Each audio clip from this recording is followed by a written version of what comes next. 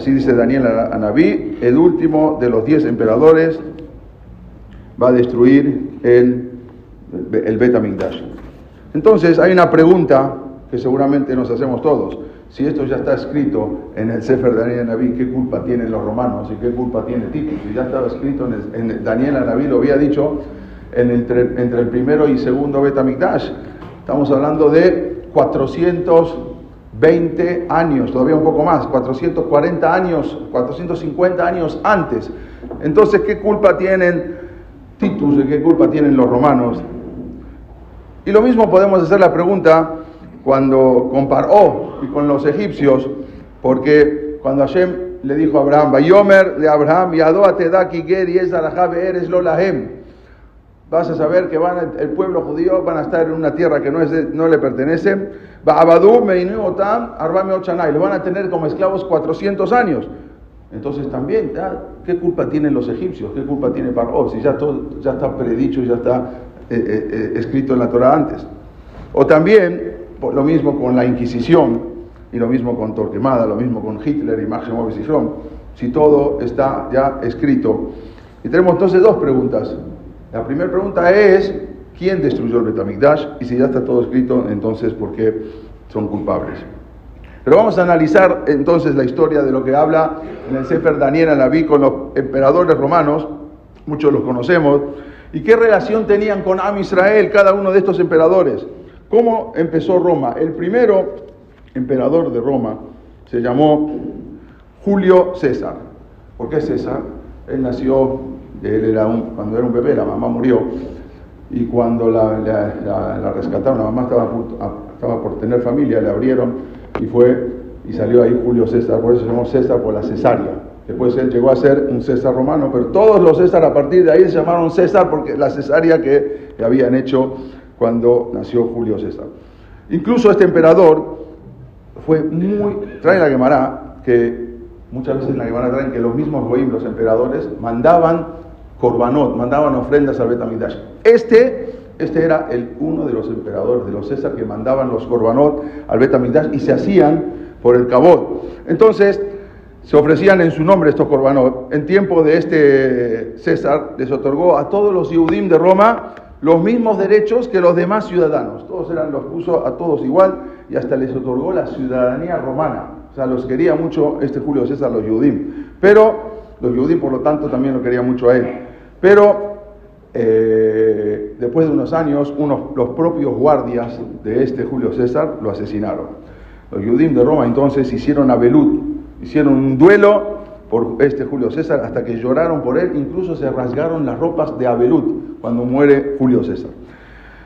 Después de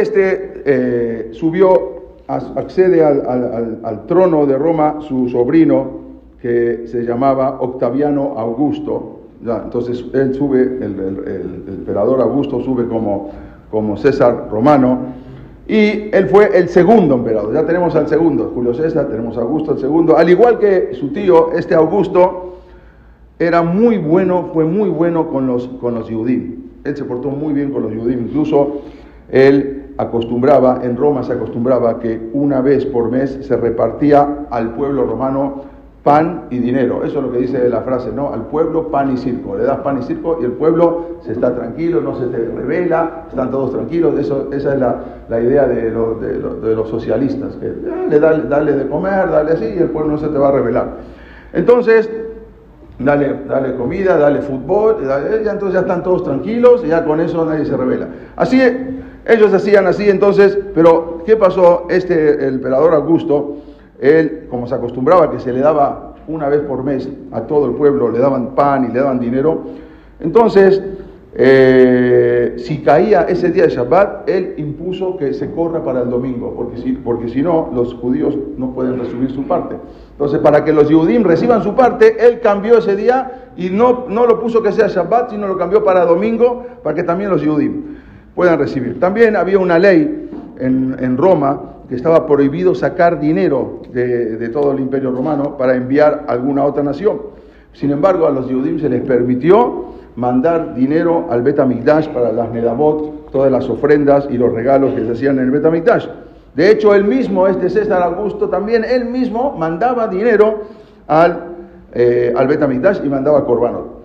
Y este fue después, ya murió de manera natural, pero vino un tercer emperador. El tercer emperador se llamó Tiberio. De hecho, Tiberia en Israel fue puesto por este emperador que era Tiberio. Pero este era un emperador totalmente antisemita, era un antisemita declarado. Cuando él odiaba mucho al pueblo judío, por lo que una vez ordenó secuestrar a 4.000 niños, a 4.000 jóvenes niños judíos, y los envió a una isla, a la isla de Cerdeña, y ahí los dejó que sean abandonados, provocó que la mayoría de esos chicos, de esos niños se murieran. Era un malvado antisemita este Tiberio, y él mandó a un gobernador, a un procurador a Jerusalén, que se llamó Poncio Pilato, el famoso procurador que estaba en la época de Yeshu. Él mandó a este emperador, a este gobernador o procurador, lo manda a Judea, que era Eretz Israel, y le ordenó, cuando llevar en secreto una estatua de él, le dijo, las tienes que llevar en secreto para colocarla en el Bet HaMikdash. Tú coloca mi estatua en secreto en el Bet HaMikdash, en el Kodesh HaKodashim, el lugar más sagrado que existía en Am Israel. Sin embargo, los Yehudim, cuando se enteraron de que lo que estaban tramando los romanos, entonces llegaron los Yehudim desde todo Eretz Israel al palacio de este Poncio Pilato, y llegaron con él y le rogaron que por favor no profane la santidad, no profane la Kedushá del templo judío, del Bet HaMikdash.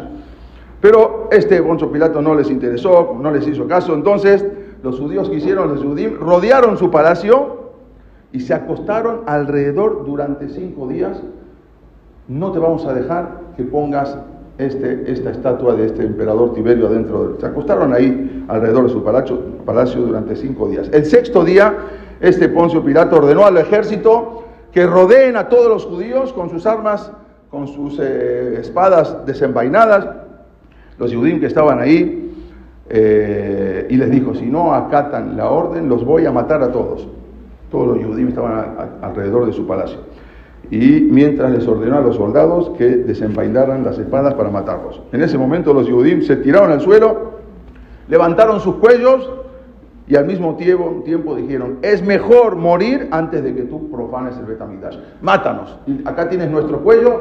Todos los miles de Yehudim alrededor de la casa de Poncio Pilato, cuando vio esta reacción, no se quedó muy sorprendido, porque ese temor a Dios, ese temor a Hashem que demostró el pueblo judío, que ordenó a sus soldados que dejen sus armas y que se retiraran, y que todas las estatuas que había mandado Tiberio las quitaran y ya no las pusieran en Jerusalén.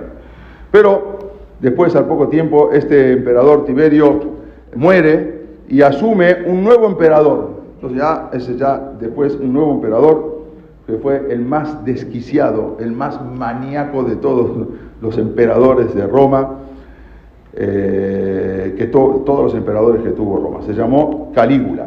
Este emperador era un jovencito de 24 años, lo pusieron como emperador. En el año 37 fue el 4º emperador. Al principio había sido bueno con el pueblo judío, pero después se transformó en un psicópata. Ordenó enviar sus estatuas por todos lados, para que las colocaran en todos lados dentro de los Betacnesiot, dentro de las sinagogas donde rezaban los judíos. Entonces la comunidad judía estaba aterrorizada, la situación estaba muy complicada, y esta orden, una orden que dio en Eretz Israel, cayó como un rayo.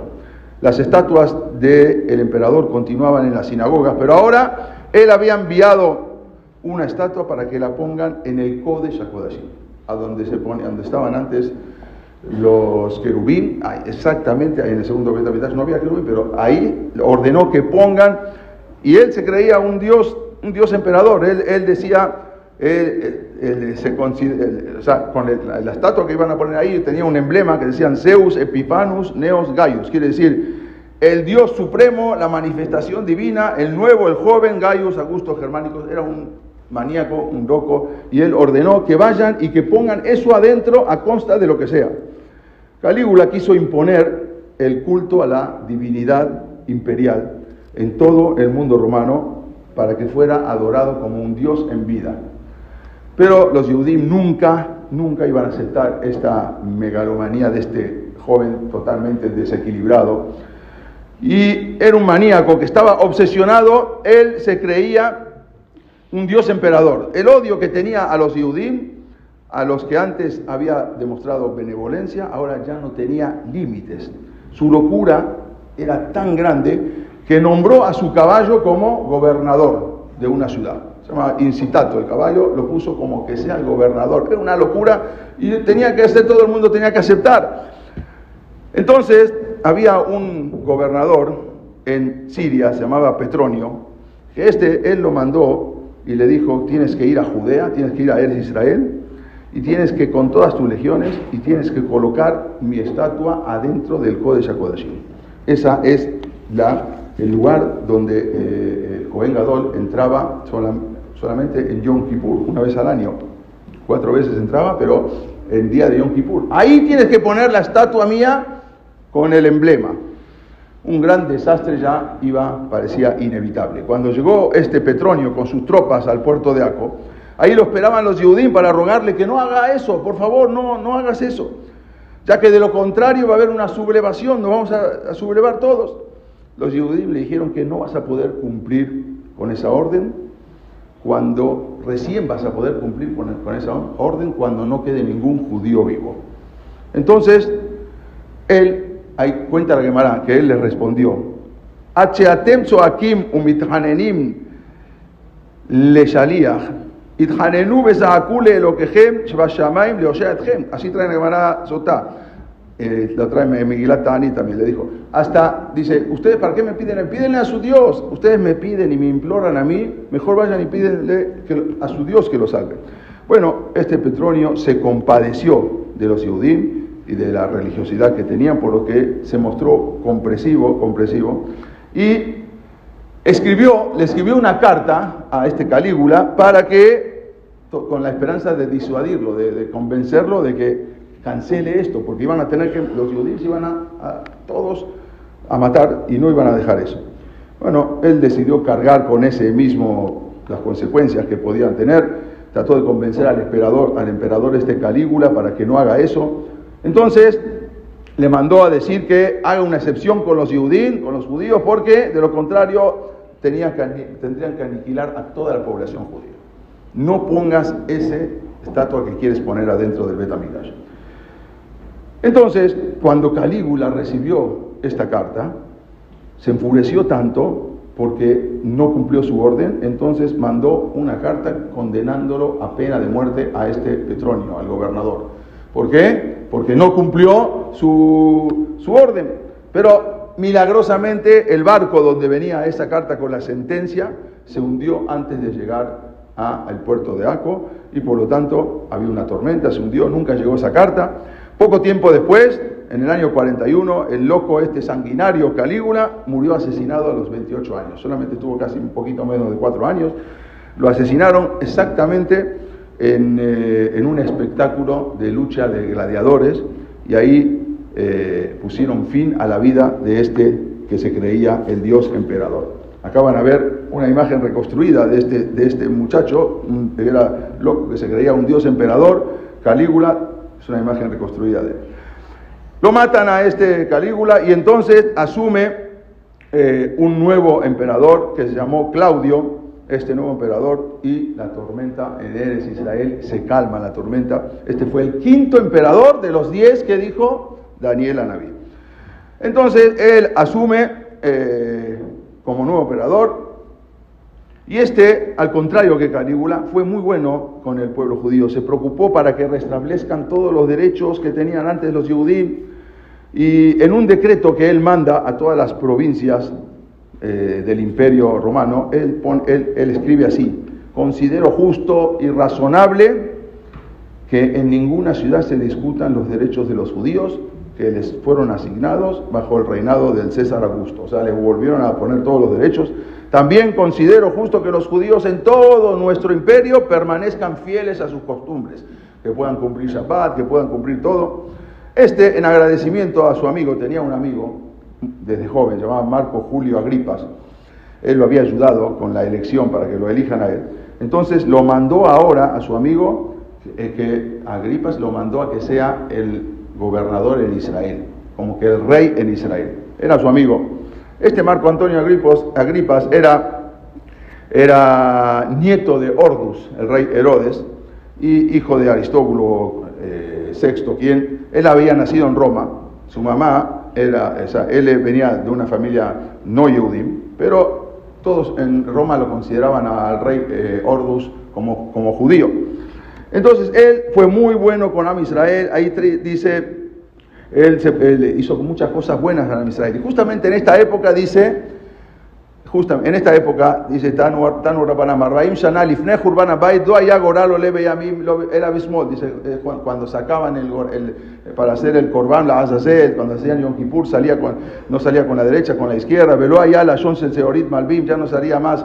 Ela Maadim, salía rojo cuando sacaban el hilo. Velo allá Ner Maravid Oleg, ya no se prendía solo el Ner Maravid de la menorá.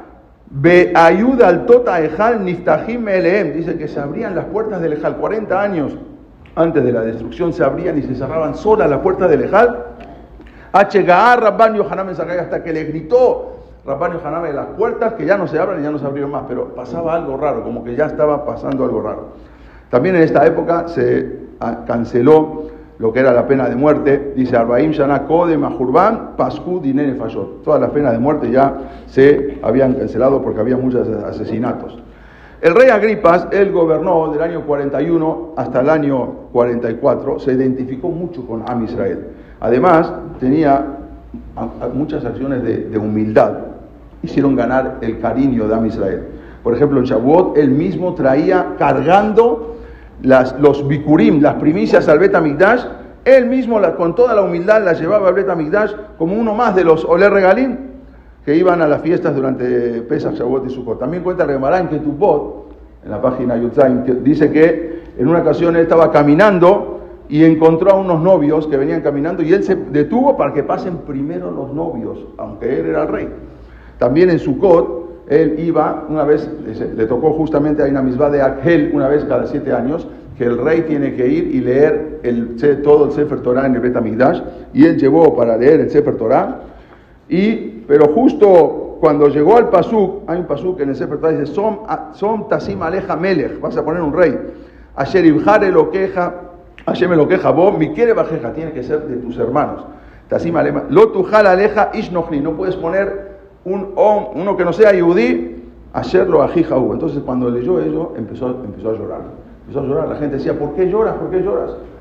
Así trae la Gemara. ¿Por qué? Porque yo no soy yudí. No, pero tú eres nuestro hermano, no te preocupes. Y él estaba llorando. Ahí trae el Tosafot, en la Gemara Sotá, que en verdad criticó severamente este hecho, porque los yudín no tenían que haber jugado con la halajá. Y no tenían que haber opinado nada, al revés, le dijeron, no, tú eres nuestro hermano, no te preocupes, tú eres nuestro hermano. Bueno, en verdad fue muy bueno para Israel, pero desgraciadamente este rey tan benevolente, al final duró un corto tiempo, debido a que había muchos griegos y romanos que estaban en Cesarea, y odiaban a los judíos, y vieron que los apoyaba. Un día lo invitaron a una comida, fue ahí, le pusieron veneno y lo mataron. Entonces, ahí con esto, el pueblo judío recibió esta triste noticia. Con la muerte de Agripas a sus 50 años fue la última oportunidad de salvar a Eretz Israel y al Bet HaMikdash. Después el emperador Claudio, cuando le llegó esta triste noticia, mandó a otro gobernador, se llamó Cumano, y ahí empezó empezó a caer a Israel.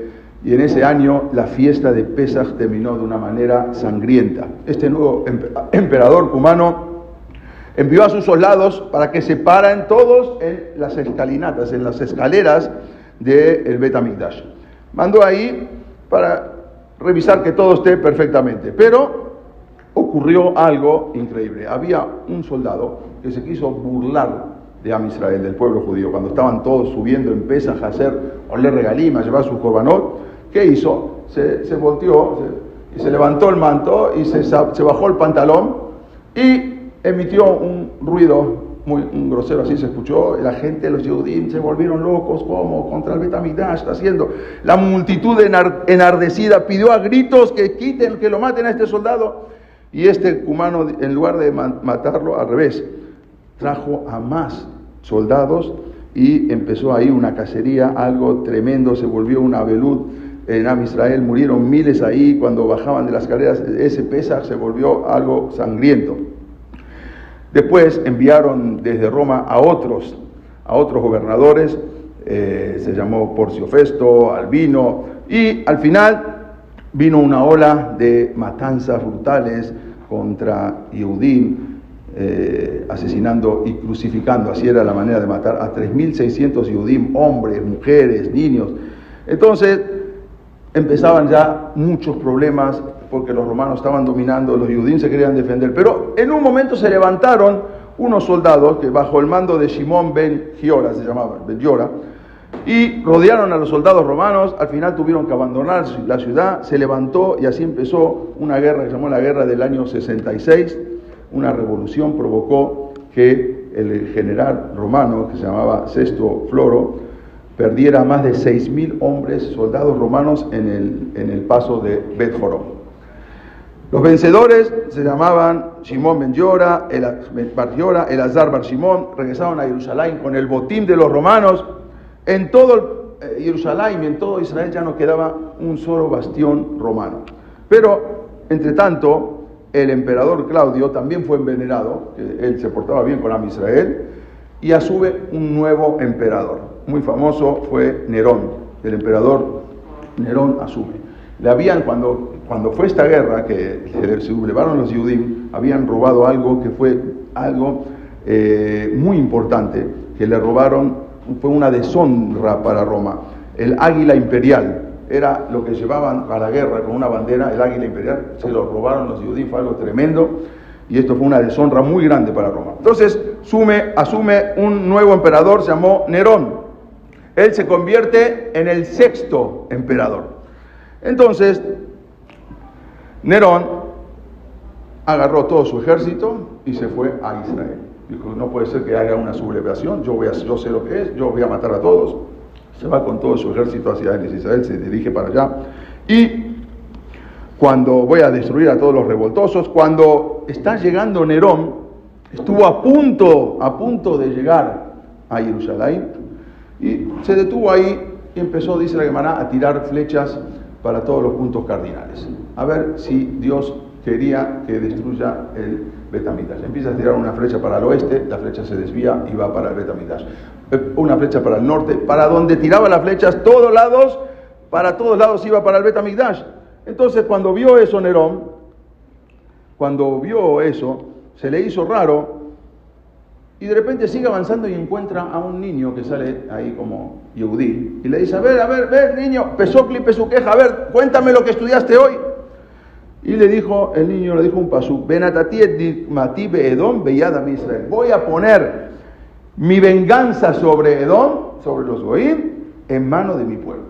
Entonces dijo, Dios por un lado me está diciendo que yo tire las flechas para donde sea y va para Israel. Quiere decir que Él me está empujando a que yo destruya el Bet Hamikdash. Pero después se va a vengar del que destruye el Bet Hamikdash. Mejor que sea otro, ¿por qué voy a hacer yo? Agarró todo su batallón, se regresa dice, yo quiero destruir a los judíos, sí, pero no quiero yo después ser castigado. Ahí está que el niño me dijo eso. Se regresa a Roma con todo su batallón. Entonces, cuando él se va, él entendió que esto era una señal y que Dios se quería vengar de él, dijo, mejor yo me voy. Cuando Nerón después regresa a Roma, él agarra y manda a un general muy importante que había tenido muchas batallas en Inglaterra, en Bretaña, se llamaba Vespasiano, era el mejor general de Roma. Lo agarra y lo lleva y dice, ¿sabes qué? Tú ve a Eretz Israel, tú ve a Judea a dominar a los judíos, a aplacar ahí la revolución de los judíos. Mientras él está después en Roma, él tiene una segunda, se muere su esposa y contrae segundas nupcias con una mujer llamada Popea. Esta mujer llamada Popea era una mujer que era muy favorable a los judíos. Ella siempre buscaba la religión judía y ella habló mucho con él. Y tanto, ella se sentía tan atraída por el judaísmo que convence a Nerón a convertirse al judaísmo.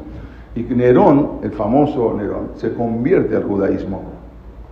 Y después por eso él manda quemar Roma, el famoso incendio que dice que lo de Nerón, mientras está comiendo las uvas, que está quemando Roma, él está quemando las abodá zará de Roma. De tanta idolatría manda incendiar Roma, de tanta idolatría que había. No más que la historia cuenta que quemó Roma porque se volvió loco.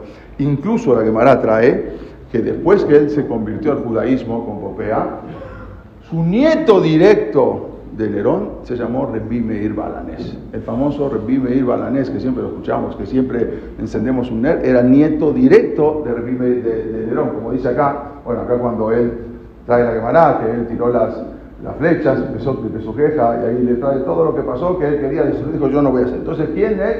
Idgayer se convirtió, dice la Gemara, Benafak Miné, ¿y quién salió de él? Rabbi Meir salió de él directamente, Rebbi Meir Balanés.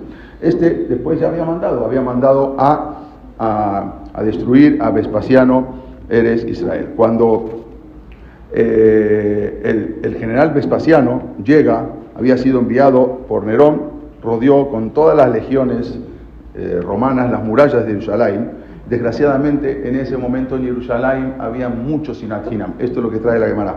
Había grupos y sectas de todos los partidos. Por un lado estaban los Perushim. Perushim eran los ortodoxos. Eran liderados por Rabbi Yohanan ben Zakkai. Eran los religiosos, eran todos los Jajamim. Por otro lado, estaban los Sedokim. Sedokim, vamos a decir, eran como los reformistas, los que no creían en la palabra de los Jajamim, solamente lo que dice la Torá, cambiaban muchas cosas. Estos eran los Sedokim. Por otro lado estaban los Isiim. Isiim eran los que, como más papistas que el Papa, vamos a decir, ellos se vestían todos de blanco, no tocaban a nadie para no hacerse tamé, se salieron de Jerusalén, se fueron a vivir a Qumran, ahí después encontraron los rollos de Qumran, eran de los Isiim. Yeshu pertenecía justamente a esta secta. Eran los que decían que iba a venir el Mashiach, que ya venía el Mashiach, y no querían tocar nada, no comían comían Julim Betahara, solamente aún lo que no sean Corbanot, lo que no sean Terumá, lo comían siendo Tejorim, eran más de lo que tenían que hacer Jumbrot, que tampoco estaba bien. Estos eran los Isiim y estos eran los rollos de Qumran que encontraron los famosos, son de esta secta. Después también había otra secta que eran los Canaim, eran los que se vengaban de todos, eran dirigidos por Yohanan Migush Halab, y también estaban los Birionim, que eran dirigidos por uno llamado Abba Sikra, que era sobrino de Rabbi Yohanan ben Zakkai. Y había los Sikrionim, que llevaban una sicra, los sicarios, de ahí sale la palabra sicarios. En México conocen muy bien lo que es sicario.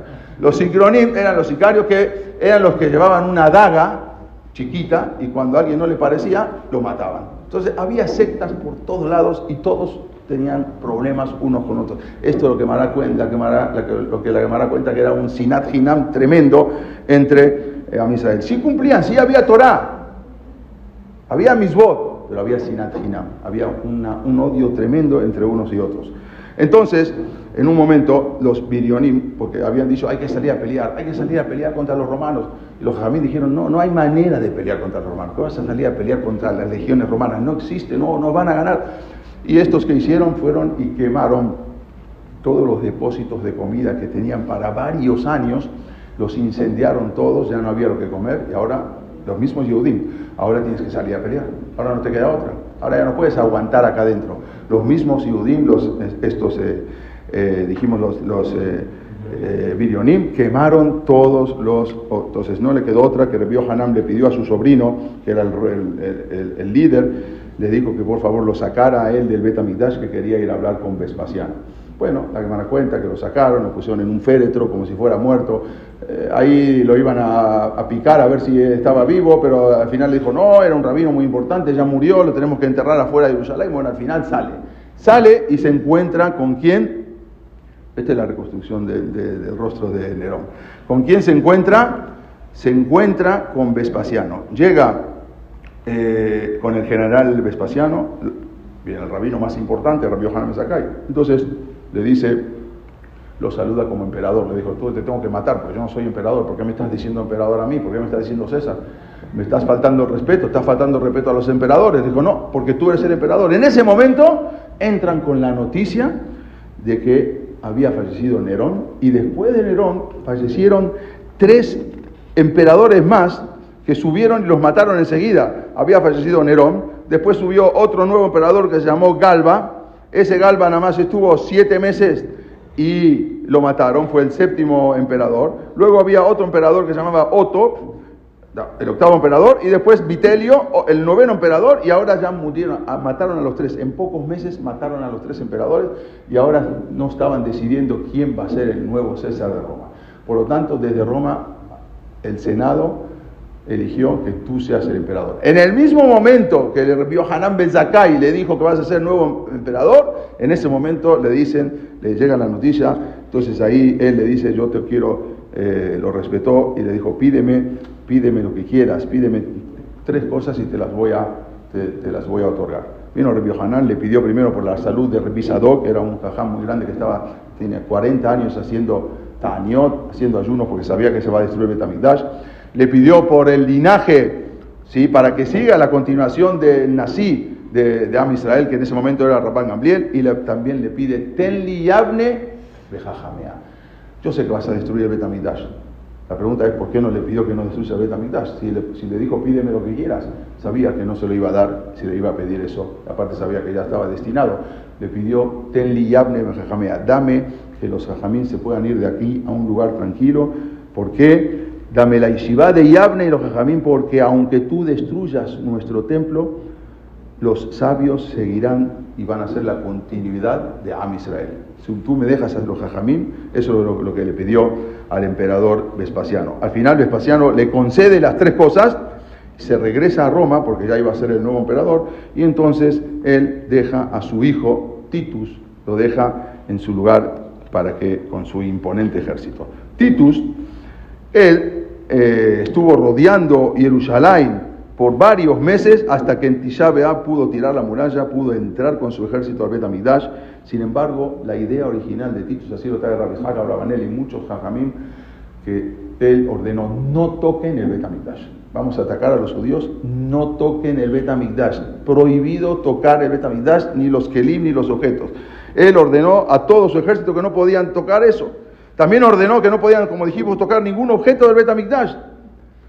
El día de Tisha B'Av, Titus entra al Kodesh HaKodashim y ahí se deslumbró por lo que vio y entonces ordenó otra vez a su ejército no tocar el Bet HaMikdash, pero esa era la idea de Titus, pero Akadosh Baruj Hu tenía otros planes y Hashem en ese momento hizo que un soldado romano, ante la confusión, disparara una flecha encendida con una antorcha, lo que provocó que se empezara a incendiar el Bet HaMikdash. Entonces hubo mucha confusión, los soldados ya no sabían qué hacer, pensaron que sí, que la orden había sido que sí, y empiezan todos a disparar. Y en ese momento salió Titus, no disparen, no. Nadie le hizo caso, ya no se supo. Akadosh Baruj Hu tenía otra cosa, aunque él no quería destruir, Akadosh Baruj Hu lo mandó a destruir, y empezaron ahí a disparar las catapultas, empezaron a disparar las flechas, todo contra el Bet HaMikdash. Ese mismo día, 9 de Av, era el día que Nebuchadnezzar también había destruido el primer Bet HaMikdash.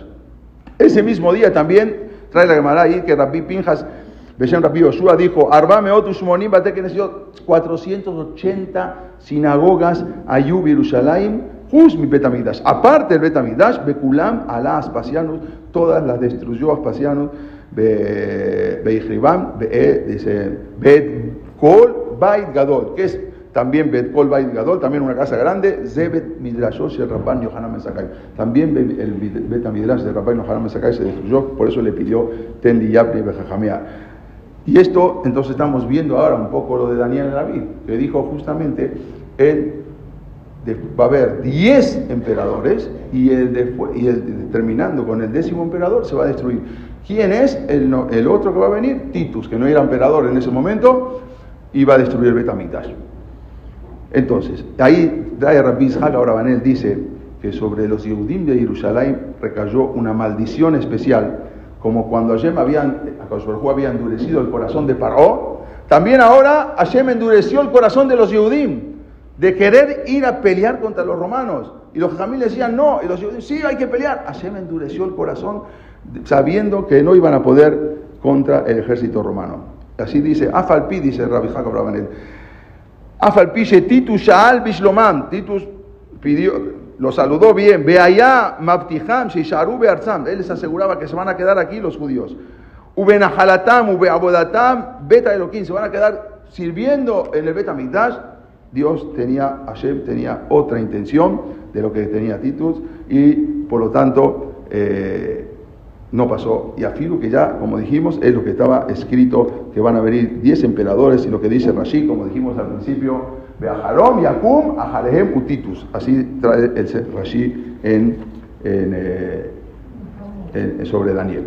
Entonces la pregunta es, si ya estaba todo escrito en el Sefer Daniel, ¿qué culpa tienen los romanos? ¿Qué culpa tiene Titus? Si ya estaba todo escrito. Aparte, ya estamos viendo que no fue Titus el que destruyó el Bet HaMikdash, fuimos nosotros mismos.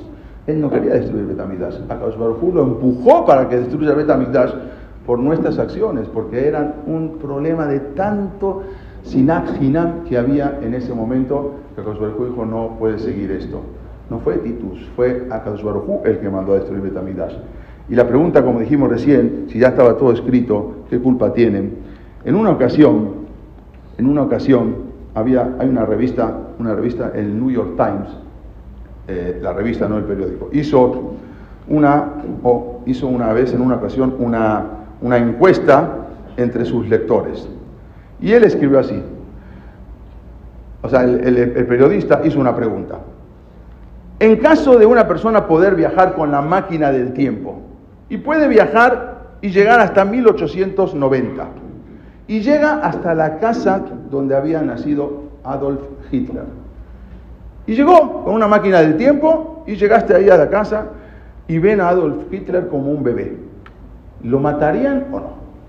Así preguntó, así hicieron una encuesta en el New York Times, si alguien podría bajar en la máquina del tiempo y llegar hasta la casa donde vivía Adolf Hitler, y llegar ahí y lo ve al recién nacido, un bebito chiquitito, bonito, hermoso, y tú sabes lo que va a pasar dentro de muchos años. ¿Lo matas o no lo matas?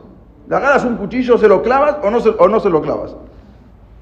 Así preguntó, hicieron una encuesta en el New York Times. ¿Qué pasó? Vamos a mostrar esto. ¿Lo matas? ¿Lo matarías o no? El 42% dijo que sí. Así, aún siendo un bebé, lo matan. El 30% dijo que no. Ajacito, es un bebé chiquitito. ¿Cómo lo voy a matar? Esta es la foto verdadera de Adolf Hitler de bebé. ¿Lo matas o no lo matas? El 28% respondió que no estaban tan seguros. No estaban seguros qué hacer. La pregunta es, ¿ustedes qué harían? ¿Lo matan o no lo matan? Llegó, una persona viajó en el tiempo y llegó y hay un bebé chiquitito recién nacido. Se llamó Adolfito. ¿Lo matas o no lo matas? Así hicieron una encuesta en el New York Times. El periodista que había hecho esta pregunta, entonces, en la siguiente edición de la revista, contestó. Dijo ahí cada uno que habían dicho los porcentajes, y él dijo así: Adolf Hitler en realidad era un bebé adoptado, ya que el verdadero, ¿sí? Ya que el viajero en el tiempo, ¿sí? Lo asesinó al bebito original, y este era un bebé adoptado. ¿Qué quiere decir? Eso significa que lo que tenía que pasar sucedió, así sea Adolf Hitler o así sea quien sea. Y el periodista dijo así: aún podría ser peor, no nos olvidemos que Hitler perdió la guerra, pero su sustituto podría haberla ganado y terminado. Entonces, lo que tiene que pasar, va a pasar. Y si destinado está del Shamaim que va a salir este bebé, aunque lo maten, va a salir otro bebé. Y él por eso contestó: no, el que viajó en el tiempo mató al bebé en verdad, y este fue otro. O sea, ¿qué quiso decir? Que de todas maneras lo que va a pasar, ya está destinado, nada más que todo depende de nosotros. Como dicen los Jajamim, Arbe Shiluhim la Makom. Rasul tiene varios Shiluhim, tiene varios enviados. El Bet HaMikdash, el gran templo de Jerusalén, entonces fue incendiado por Titus, el hijo de Vespasiano, un día 9 de Av, un día como hoy, del año 68. Las Goim dicen el año 70, pero año 68. Y se siguió quemando hasta el 10 de Av.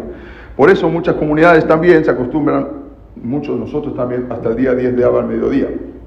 Había un historiador en ese momento que fue un testigo presencial, se llamó Josefún, ¿sí? Flavio Josefo era un yudí que se había pasado de bando, y estaba con los romanos, y él escribió que en total los romanos, en toda esta años de asedio a Jerusalén, mataron a 1.100.000 judíos, los romanos. También habían tomado a más de 100.000 prisioneros, se los llevaron con el botín de guerra de regreso a Roma, y se los llevaron a muchos judíos. Después los pusieron, cuando ahora vamos a ver que construyeron el Coliseo, los empezaron a usar como prisioneros, fueron asesinados muchos y fueron forzados a pelear como gladiadores profesionales entre ellos mismos o contra fieras, y así Titus llegó hasta después la ciudad de Roma. Pero en verdad, antes de seguir un poquito, tenemos que saber que nada queda en el olvido. Como está escrito en la Gemara, cuando Titus estaba regresando de haber destruido el Bet Hamikdash, se encontraba en el barco por el Mediterráneo, cuando comenzó una tormenta muy fuerte y el barco estaba a punto de hundirse. En ese momento dijo Titus: Kamedume Ani Sheelokechem Shel Elu en Geburato el Abemaim. Me parece que el Dios de estos judíos lo único que sabe pelear es en el agua. ¿Por qué? Porque en tiempos de Noah destruyó el mundo en el agua. Va Paró, Tababa Maim. A Paró y a todo su ejército los ahogó en el agua. Va Sisera, Tababa Maim. Sisera, el general Sisera, también en el agua. Afu Omeda Alay le Tobeni Mamay. También ahora él quiere hundirme en el agua. Se ve que la única fuerza que tiene este Dios de los judíos es en el agua.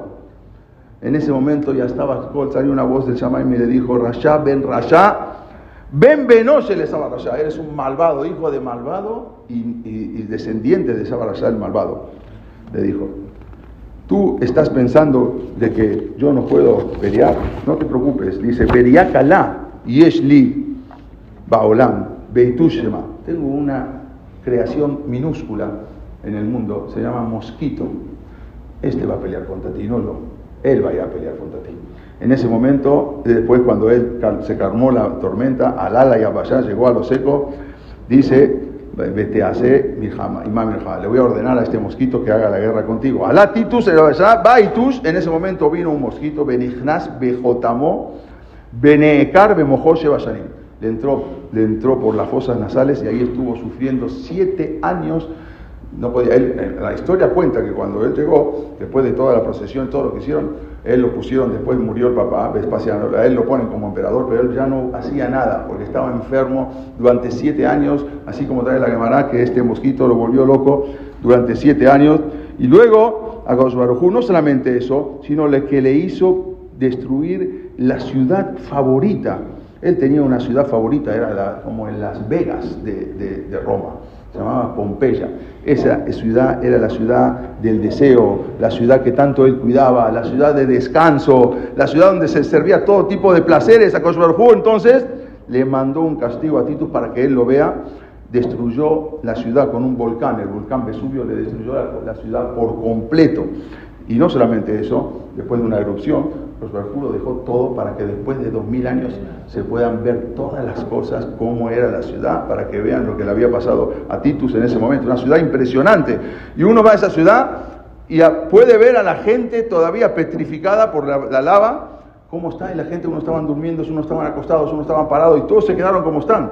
Yo estuve ahí, algo impresionante, gente que está ahí, así está, ahí se quedaron, unos estaban dormidos, otro se quería parar y se quedó ahí con la lava, el otro, todos los que están, todos miles de personas ahí, toda la ciudad está, cuando empezaron a sacar la lava se dieron cuenta cómo era la ciudad, era algo que era la ciudad que más quería él. Akadosh Baruj Hu se la destruyó 9 años después de la destrucción del Bet Hamikdash, hasta los perros se quedaron petrificados, algo impresionante, una ciudad tremenda. Bueno, y no pasaron 2 meses después de eso también, y pasó un incendio tremendo, muy grande en Roma, y después de eso también vino una peste, una epidemia como nunca se había visto en Roma.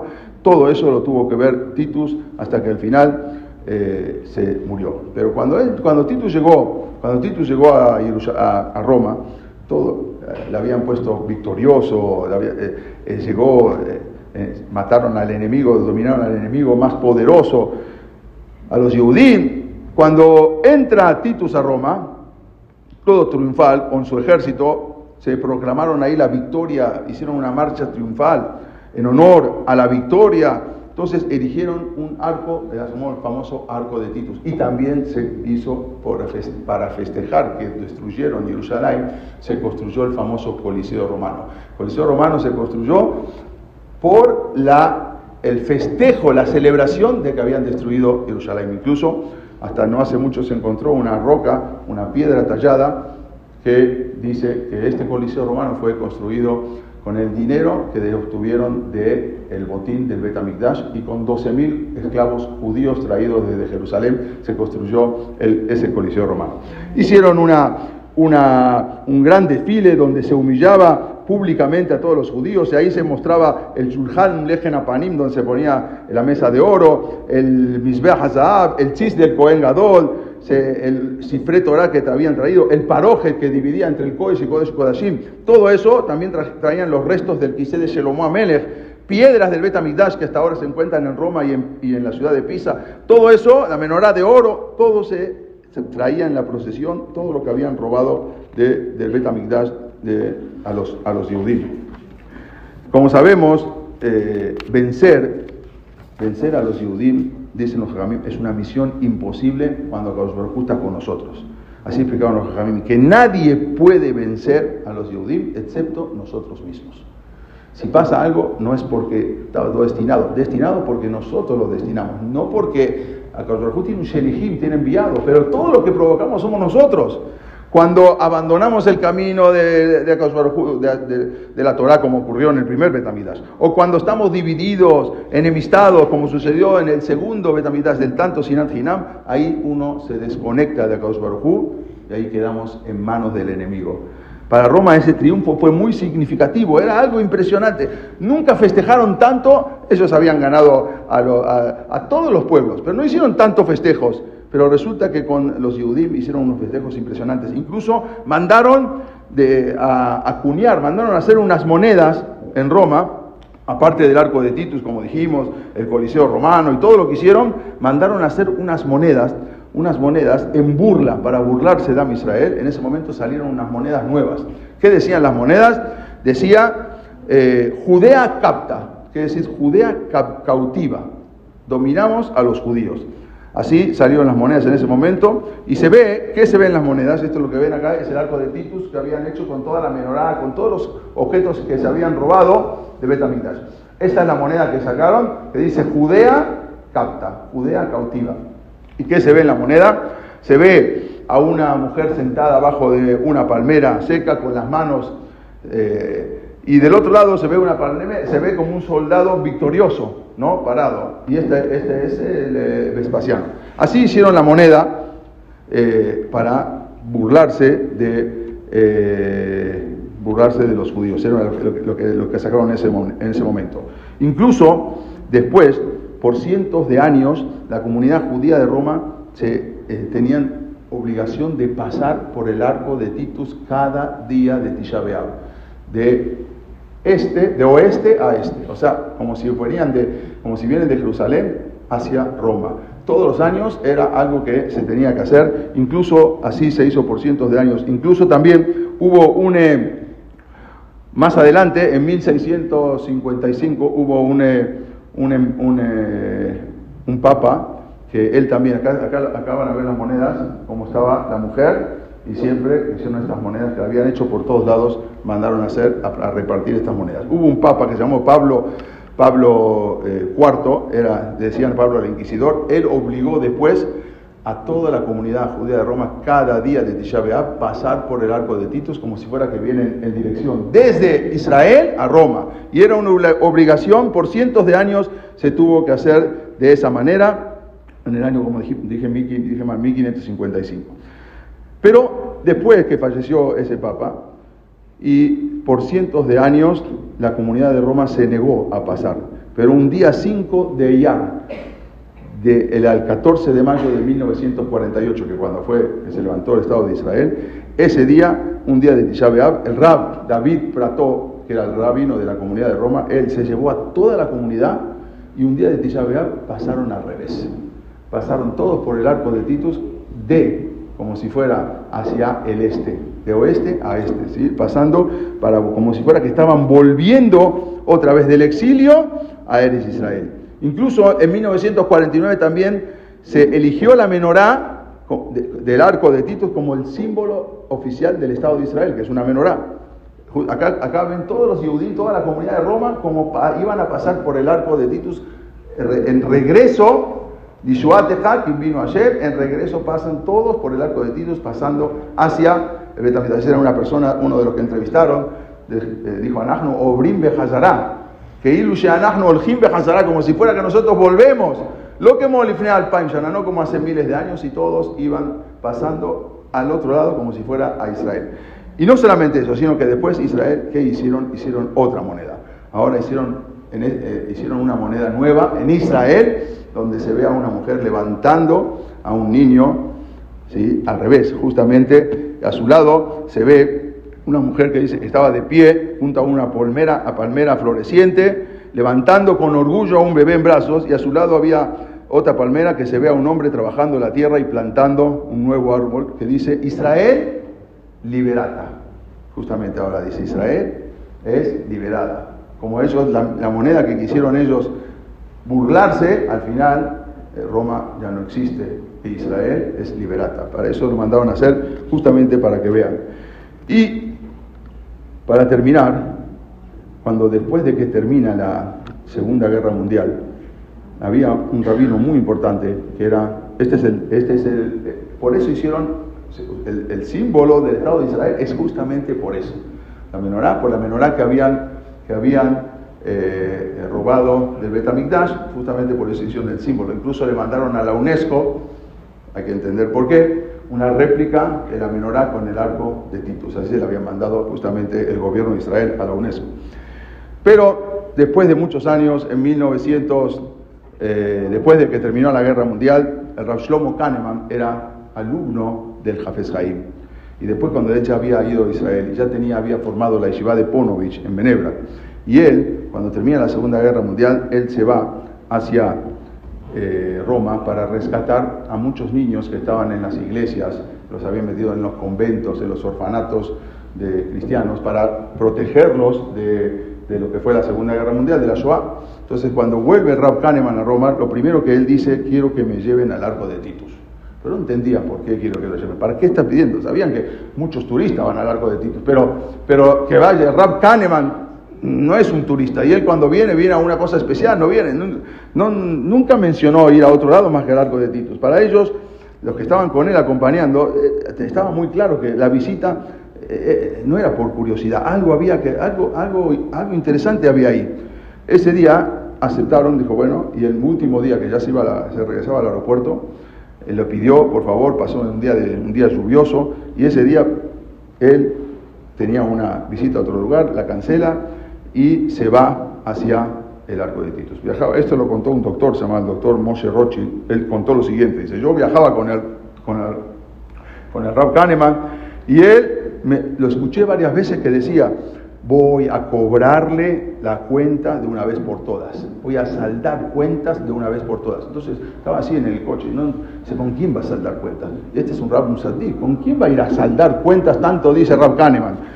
Yo no sabía con quién quería saldar cuentas, pero quienes lo conocían a Rav Kahneman sabía que no se trataba de una personalidad impresionante, un corazón puro. Sin embargo, esta frase no coincidía con su categoría. Voy a saldar cuentas con una persona. ¿Con quién va a saldar cuentas? Parecería que eso de saldar cuentas era algo que estaba decidido y que lo iba a hacer de cualquier manera.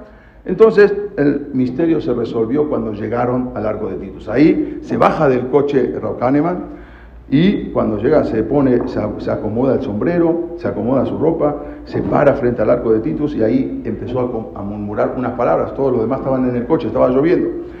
Y todos nos quedamos sorprendidos. Pasaron unos 10 minutos, y el Rav Kahneman se viene al coche. Pero nadie le preguntó, tenían vergüenza de preguntarle qué fue lo que habló. Entonces una persona le dijo: rabino, le quiero hacer una pregunta. ¿Tanto esperó para esto? ¿Qué fue lo que usted estaba murmurando cuando estaba en el arco de Titus? Entonces Rav Kahneman le dijo: mira, yo te voy a decir, con lágrimas en los ojos, ¿sí? Cuando este arco estaba erigido, fue como un símbolo de una victoria glamurosa de Roma. La condición del pueblo judío de Am Israel era trágica. El futuro parecía que iba a concluir con la destrucción total de Am Israel.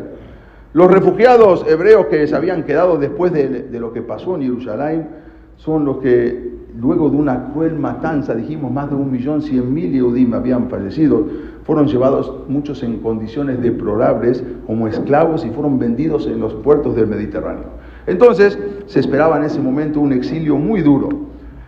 Algunos de los cautivos incluso los trajeron acá y lucharon como gladiadores, mientras el sonido de los aplausos de la multitud los veían cómo morían. ¿Quién hubiese imaginado esa magnitud de la destrucción? Mientras en Roma Tito era llevado en andas, en la multitud lo cargaba en la procesión. Incluso se construyó este arco de Titus. Quien estuvo en ese momento seguramente vio como a Titus un vencedor y a los judíos los vieron como vencidos. Entonces, cuando yo me paré en el arco de Titus, dije: Titus, Titus, ¿dónde estás hoy? Yo estoy aquí. Han pasado cerca de 2000 años y una vez más estamos haciendo el balance. ¿Dónde están los judíos y dónde estás tú, Titus? Hace 2000 años quisiste exterminar, quisiste desaparecer al pueblo judío sin dejar ninguna huella, sin dejar nombre. Mira, Titus, ¿quién te conoce hoy? ¿Quién camine en las calles de Roma hoy y le pregunte a un niño: a ver, niño, dime quién es Titus? Ni saben mencionar tu nombre. Titus, Tito, Titus. No sabemos ni saben los niños cómo te llamas. Después de todo, ¿qué quedó de ti? No quedó nada de ti. ¿O acaso existen personas en este mundo que se consideren sucesores de tu legado? ¿Quién es Tito? ¿Quién sabe y quién lo vio? ¿Quiénes son los descendientes de Titus? ¿Cuál es su religión de Titus? ¿Hay alguna conexión entre Titus y la Roma de hoy? Absolutamente no. ¿Hablan el mismo idioma? ¿Existe una cultura en común? La respuesta a todas estas preguntas es negativa. Por lo tanto, en la guerra prevaleció Roma, pero en la batalla de la supervivencia y de la eternidad, la victoria fue nuestra, le dijo Rav Kahneman. Los descendientes de esos judíos, le siguió diciendo en el arco de Titus, los descendientes de esos judíos cautivos que fueron derrotados, aún continúan hoy en día respetando Shabbat, poniéndose los tefilim, rezando por la reconstrucción del Bet HaMikdash. Y en cuanto a mí, yo vengo ahora de Bnei Berak, la tierra de Israel, la tierra que ustedes querían destruir, y que en este mismo momento muchos jóvenes están sentados estudiando Torah, la misma Torah que ustedes estaban ansiosos de hacernos olvidar.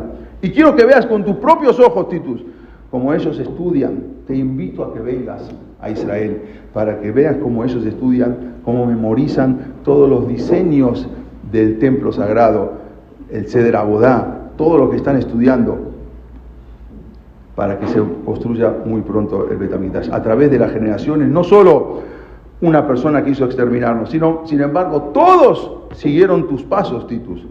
Pero nosotros continuaremos con la gloria, con nuestro Creador, hasta el final de todas las generaciones. Y mientras tú has sido olvidado y has perdido tu nombre, el pueblo de judío volvió a renacer. Y el Rav Kahneman dijo: yo sabía que yo, estando parado aquí frente a este imponente arco de Titus, podía sentir en mi corazón mucho más que en mis pensamientos y en mis oraciones en cualquier otro lugar. Por eso yo quería rezar aquí, delante del arco de Titus, así dijo Rav Kahneman. Aquí parado frente al arco de Titus vi que el pueblo de Israel es eterno, vi que el pueblo de Israel es para siempre, existe para siempre. Entonces quise venir a agradecerle a Boreolam, porque Él cumplió su promesa a su pueblo a pesar de las crisis y de las olas del embravecido mar de la vida. Y dijo: Va'ani zot beriti, otam amar Hashem, ruji asher aleja, udbaray asher santi befija, lo yamushu mi pija, mi pizarajá, mi pizarajá, amar Hashem, atab adolam. Este es el pacto que Hashem, mi espíritu con Hashem, sobre ti y sobre las palabras que he puesto en tu boca, no serán quitadas de tu boca, ni de la boca de tus descendientes, ni de los descendientes de tus descendientes, desde ahora para siempre. Estas palabras fueron las que dijo el Rav Kahneman, y está escrito en el Zohar HaKadosh: Ayom Sheismach HaKadosh Baruch Hu Imberiota, el día que se va a alegrar a Kadosh Baruch Hu con su creación, Lo hayetá simcha kemotá millón shenibra olam. No va a haber una simcha tan grande como desde el día que se creó el mundo, esa simcha que va a haber a Kadosh Baruch Hu con nosotros cuando se construye el Bet HaMikdash, que Kadosh Baruch Hu al debar que Bochemo y Amod Lanu, para que no haya más tzarot dentro de Am Israel, para que no haya más Hurbanot en Am Israel, que podamos ver muy pronto el Bet HaMikdash construido con nuestros propios ojos y que podamos entrar a ese Bet HaMikdash Abanui, Beomar, Dai, de Sarotenu. Amén.